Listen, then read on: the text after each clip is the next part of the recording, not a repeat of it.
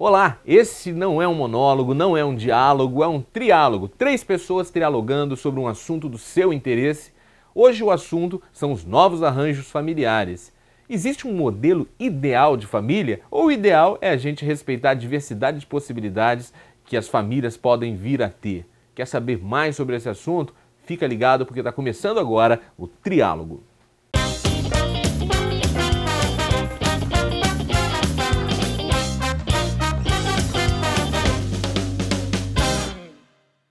Nesta edição do Triálogo, a gente conversa sobre os novos arranjos familiares. Eu tenho o advogado familiarista José Eduardo Coelho Dias e tenho também o professor e militante das causas LGBT, Toninho Lopes. Antes de começar a nossa conversa, eu quero exibir um vídeo para a gente começar pensando sobre esse tema. Durante muito tempo tentou-se eternizar o modelo de família como sendo pai, mãe e filhos. Todos os outros arranjos familiares eram vistos como famílias desestruturadas, quando na verdade o que estrutura uma família não é o formato, e sim a integridade dos seus membros e, sobretudo, os laços de afeto que os unem.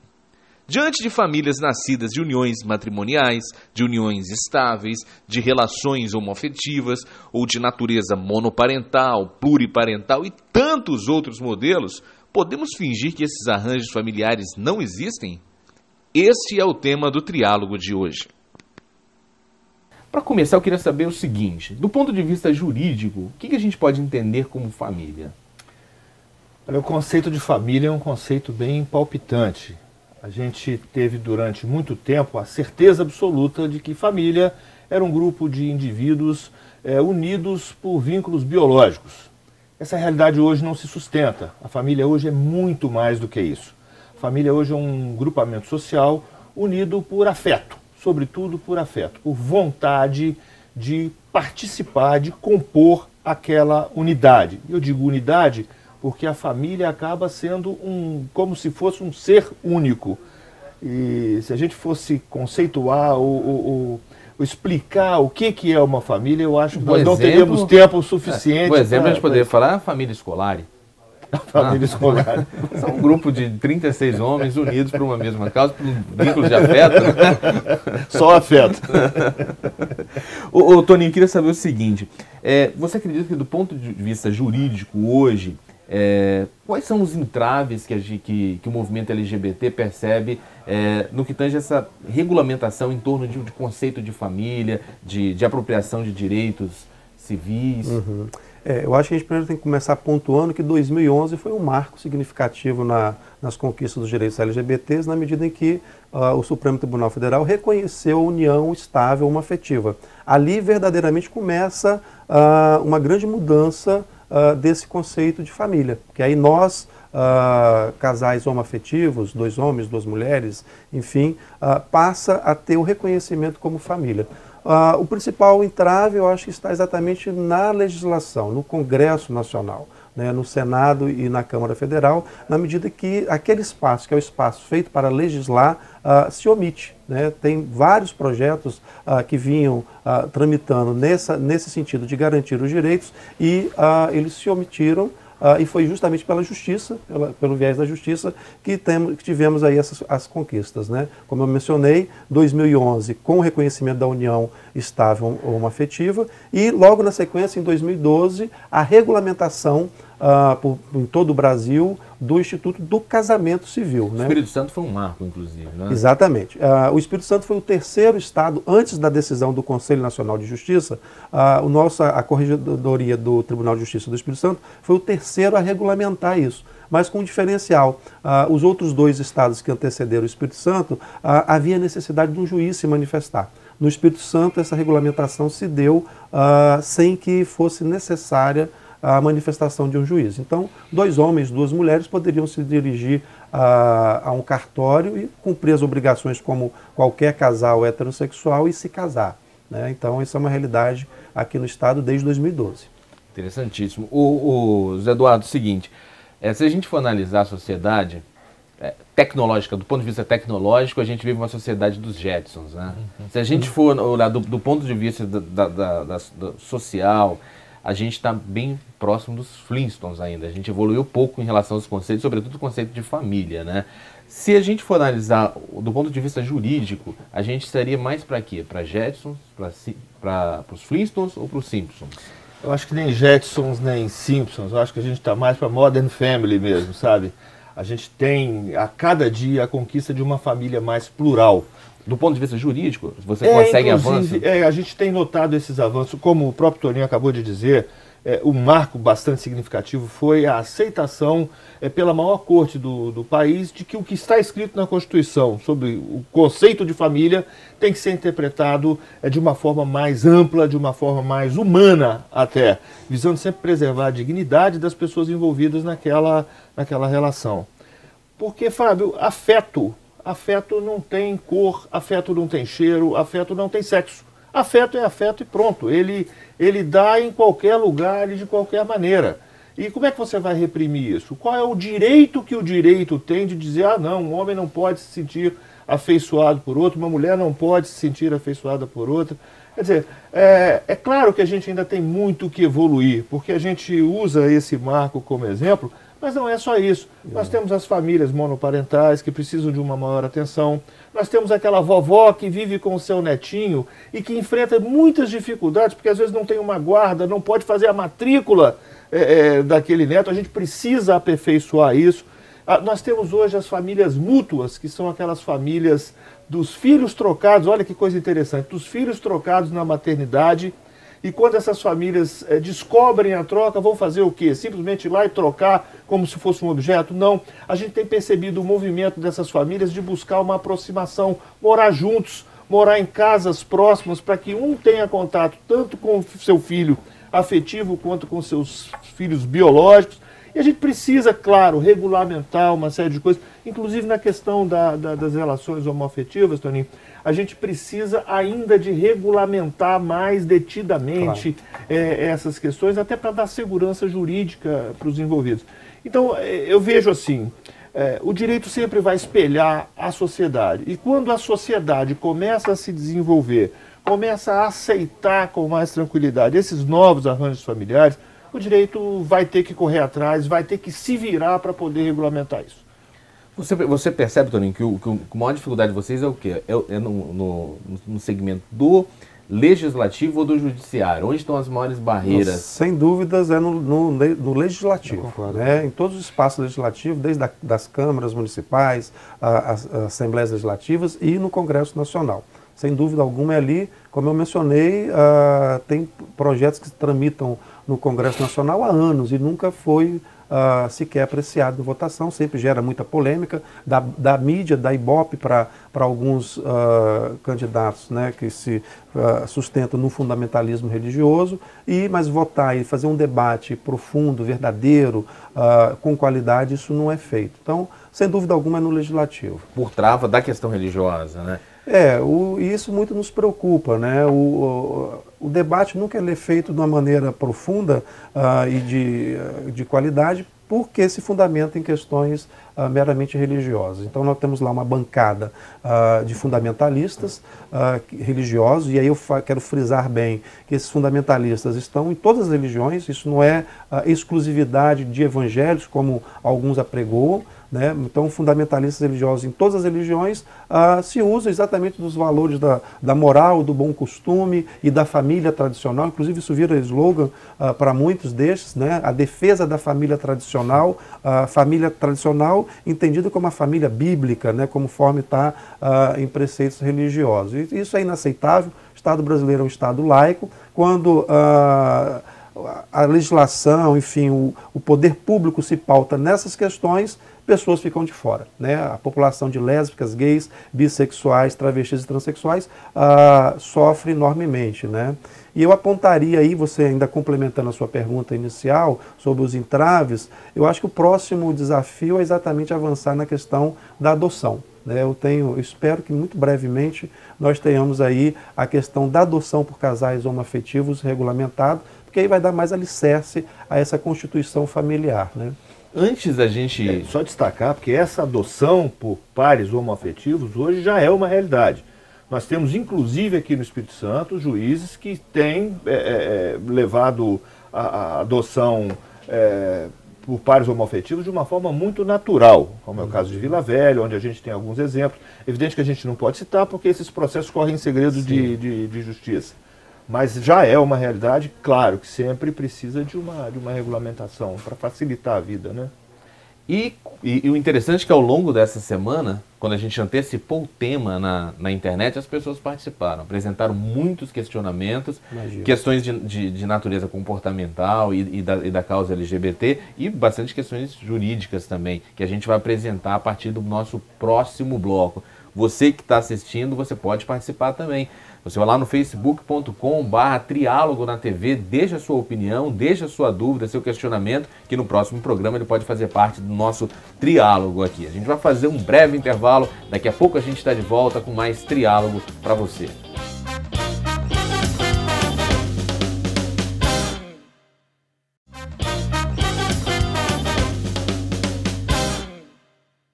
Estamos de volta com o Triálogo, que hoje trialoga sobre os novos arranjos familiares. A gente tem aqui o advogado familiarista José Eduardo Coelho Dias e temos também um professor e militante das causas LGBT, Toninho Lopes. E pode ter a sua opinião também, porque nesse bloco são as perguntas que surgiram no Facebook. A gente sempre antes do programa posta o tema para as pessoas poderem apresentar suas inquietações e provocações sobre o tema debatido no programa. E hoje eu tenho algumas participações bem interessantes aqui e queria começar apresentando a pergunta do Adalberto Oliveira, que é do bairro Jardim Camburi. Ele diz o seguinte: as novelas estão promovendo publicidade da causa gay e forçando a barra com personagens homossexuais se beijando. Para ele, as telenovelas estão promovendo uma catequese gay para ampliar o número de homossexuais. Como que você vê a opinião do Adalberto Oliveira? Com todo respeito à colocação do Adalberto, que também não é só dele, muitas pessoas nos cursos de formação que eu participo traz essa questão recorrente, revela uma incompreensão da sexualidade. O assunto sexualidade ele é pouco ou quase nunca tratado ao longo da nossa formação. Se cada um que está nos assistindo remeter aí à sua vida acadêmica, escolar ou de outros espaços sociais, vai perceber que esse é um assunto não tratado. E aí gera incompreensões como essa. Né? De longe há uma catequese, mesmo que houvesse, né, a orientação sexual, né, ser gay, ser lésbica, é algo que não se aprende a ser, não tem modismo. Né? A pessoa, tal qual heterossexual, ou ele é ou não é. Né? Então, é um equívoco pensar que há uma catequese, há uma ditadura gay, como já se postulou em alguns fundamentalistas. Né? É interessante, Toninho, você pensar o seguinte, que se de fato a sexualidade fosse influenciada pelo comportamento de pais... Não existiria homossexuais. Não, e tem outro ponto interessante. A novela, ela tem 50 minutos diários, de segunda a sábado. Uhum. O pai, ele é pai 24 horas de segunda a segunda. Boa Se pergunta. uma novela em 50 minutos influencia seu filho, você falhou como pai. Na verdade, você teve 24 horas para ser pai de segunda a segunda e não conseguiu o influenciar. Não que eu acredite que seja uma influência. É um outro bom ponto de observação. Né? Então, vamos ficar tranquilos que ninguém se torna gay ou lésbica por influência, né? E nem por escolha. Né? Esse é um outro ponto. Por isso que nós, militantes, batemos muito no ponto de que não é uma opção sexual. As pessoas erroneamente utilizam essa expressão opção sexual. A nossa orientação sexual não se dá por escolha e nem por influências. Então fique tranquilo. Eu acho que as novelas refletem, demorou muito inclusive, né? Se vocês observarem e lembrarem de outras produções, sempre o gay aparecia de uma forma caricaturada, né? De uma maneira jocosa inclusive. Né? Eu acho que trazer casais mais próximos da diversidade que né? Existem sim gays mais afeminados, existem lésbicas mais masculinizadas, mas também existem homossexuais que estão dentro desse padrão heteronormativo, como nós falamos. Né? Então, eu acho que a novela está trazendo mais comumente espelhando a sociedade. Espelhando a sociedade. Né? Olha só, tem uma pergunta aqui da Radivalim Guedes, ela é de Barcelona, na Serra, e ela diz que os filhos atualmente estão saindo mais tarde de casa. Hoje é comum os filhos ficarem na casa dos pais até os 30, 40 anos, e ela quer saber se a lei da palmada vale também para os filhos maiores de idade. Ela quer saber o seguinte, os pais podem bater um filho depois da maioridade, um filho que já casou, ele pode apanhar também? Como que está essa situação? Olha, não pode. Tecnicamente falando, não pode e não pode nem antes, né? É importante a gente ver o seguinte, a violência, a afetação física surge quando a palavra não é suficiente. Então você bate numa criança, você espanca uma criança, porque você não tem argumento suficiente, você não tem autoridade simbólica suficiente para contornar aquela situação sem necessitar apelar para a violência. E eu digo mesmo apelar. Então eu particularmente sou contra esse tipo de coisa como regra, como princípio. Agora sou pai também, sou pai de 5. E criar 5 sem dar uma palmada, vamos combinar que é complicado, né? Mas eu fico pensando na rádio, o interesse dela sobre essa questão. Se é a vontade de bater ou medo de apanhar. Que é o motivo a fazer essa pergunta. Mas é um fato interessante que as famílias hoje em dia, os filhos estão ficando mais tempo em casa. Antigamente, com 18 anos, o filho já estava procurando um jeito de sair. Hoje... faz parte desse novo arranjo também, e filhos mais maduros. Até retornando depois de terem já constituído família, não dá certo, volta para baixo da asa do pai e da mãe. Isso é interessante. Olha só, tem mais uma pergunta aqui da Camila, de Vila Velha. Por uma questão, não vou poder apresentar o sobrenome dela, porque ela tem uma situação delicada. Olha só, ela quer saber se a amante pode ser considerada um ente familiar. Ela vive uma relação com um homem que trabalha no Brasil, mas possui uma família em outro país. Ela quer saber se pode ser reconhecida também como esposa, como união estável, e no caso de ser reconhecida, se ela poderia requerer uma pensão. Olha só, é uma questão extremamente complexa. Isso é uma questão extremamente complexa. Nosso ordenamento jurídico adota por princípio a monogamia. E até durante muito tempo considerou, até o próprio Código Penal via isso como um crime, a bigamia como um crime. Então, nós temos 2 tipos de relação a par do casamento. É a união estável e o concubinato. Não se fala mais em concubinato porque tem uma tonalidade pejorativa e tal, mas ainda você vai ouvir falar sobre isso. O que é? É aquela união formada por pessoas que não poderiam estar naquele lugar de união estável. O direito está titubeando com relação a isso ainda.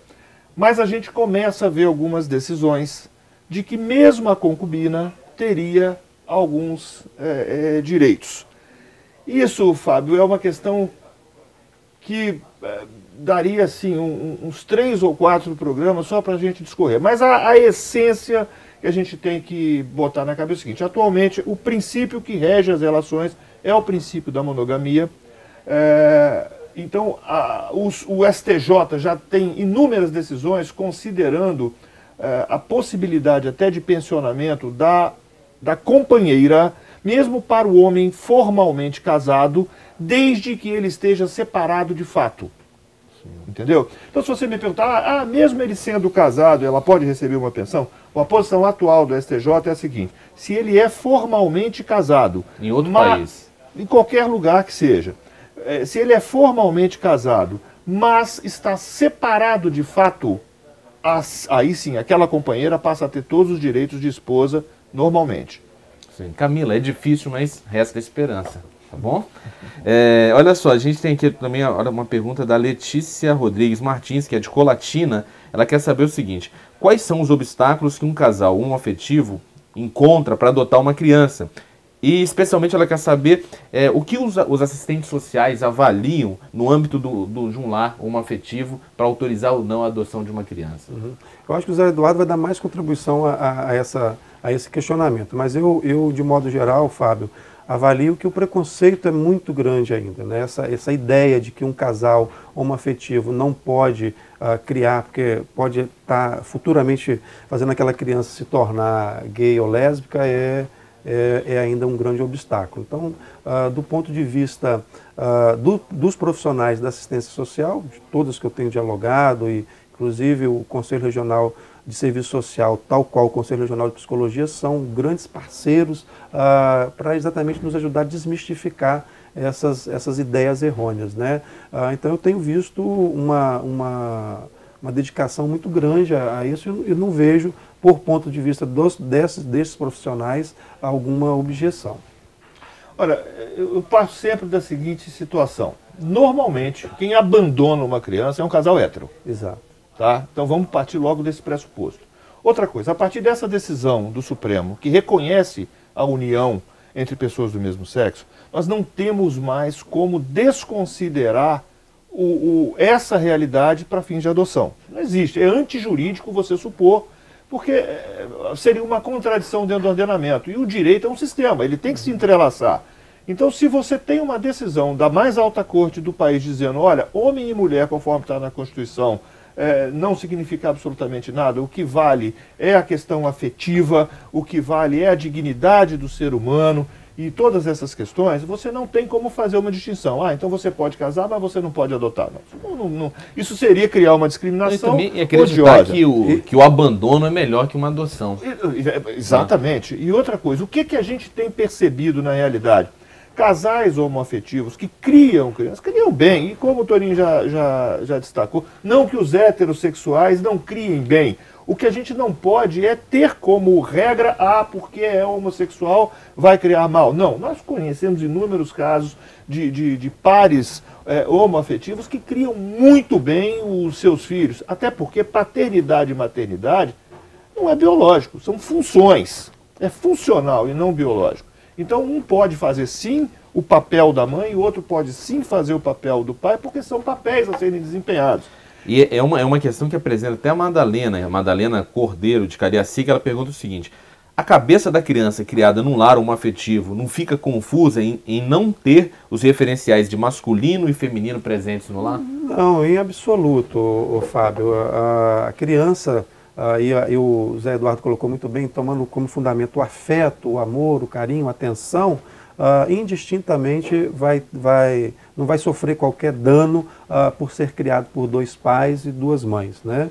É lógico que as figuras do masculino e do feminino, ela vai ter em outros espaços que não só da figura do pai e da mãe. Então ele pode ter duas mães e vai ter em outros espaços, dentro da própria arranjo familiar, para além daquele núcleo. E também na escola. Na escola, na igreja, no time de futebol, enfim, aonde for, esses referenciais vão ser colocados, né? Seguramente não há essa necessidade, né? Como bem colocou o Zé Eduardo, os homossexuais são filhos, via de regra, de casais, né, heterossexuais, né?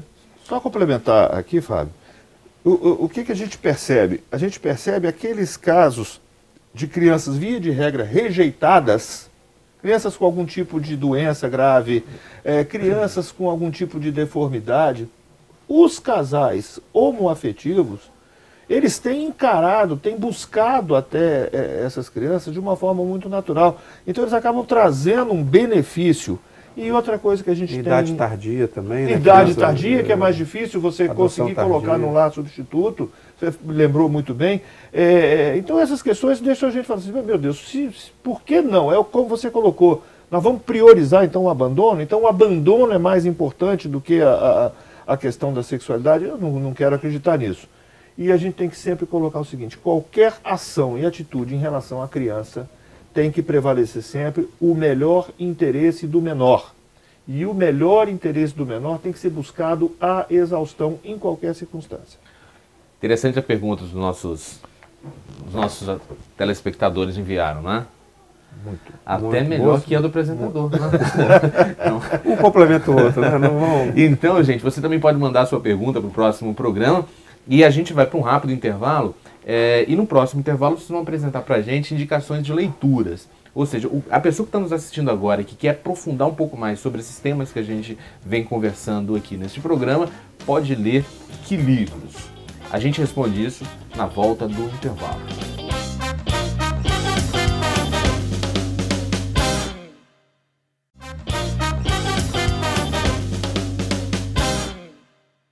Estamos de volta com o Triálogo, que hoje trialoga sobre os novos arranjos familiares. A gente tem aqui a companhia do advogado familiarista José Eduardo Coelho Dias, e temos também o professor e militante das causas LGBT, Toninho Lopes. A gente conversou no primeiro bloco, respondeu as perguntas do público no segundo, e no terceiro bloco eu peço uma indicação de leitura para vocês, para o nosso telespectador que está querendo saber mais sobre esse tema, começar a mergulhar de forma mais profunda nesse assunto. Eu vou te pedir, Toninho, uma indicação de leitura e pedir aproveitar também para fazer as considerações finais. Que recado você deixa para esse público que nos ouviu até agora? Ok, fica uma excelente sugestão de leitura, é o livro Viagem Solitária, de João W. Nery. João W. Nery é um homem trans. Resumido, nasceu menina, né, e ao longo do seu desenvolvimento ele se entendeu e se compreendeu como homem. E ele faz uma série de percursos e hoje ele se apresenta como homem. O livro Viagem Solitária trata dessa dura história de uma pessoa trans, que está literalmente no corpo errado, né? Então ele passa inclusive pela questão da história familiar, ele se assume enquanto corno, né? Tem uma passagem muito interessante, porque ele faz essa adoção, né? Ele tem, a sua companheira teve um filho, então assim, é um livro muito bacana, que abre a nossa mente, e recomendo aí aos nossos telespectadores. Vou subverter, vou dar uma indicação de um videozinho também, posso? Também, né?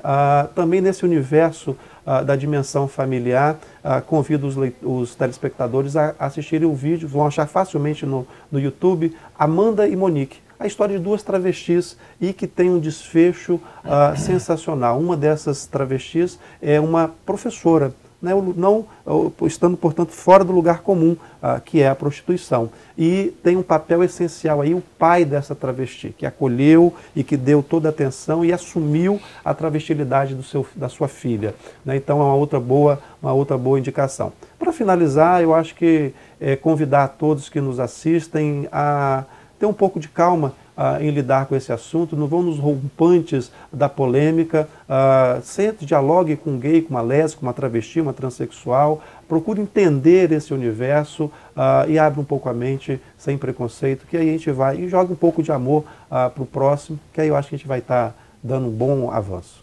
Ótimas considerações, Toninho. E José Eduardo, o que você indica de leitura para o nosso telespectador? Olha só, qualquer livro que é a evolução das famílias, é a evolução da própria sociedade. Essa família como célula máter, como matriz da sociedade, ela espelha e reflete a sociedade. Então um livro que eu poderia recomendar, por exemplo, é aquele A História da Riqueza do Homem, que vai tratar toda a evolução monetária e que vai trazer também reflexos sobre as famílias.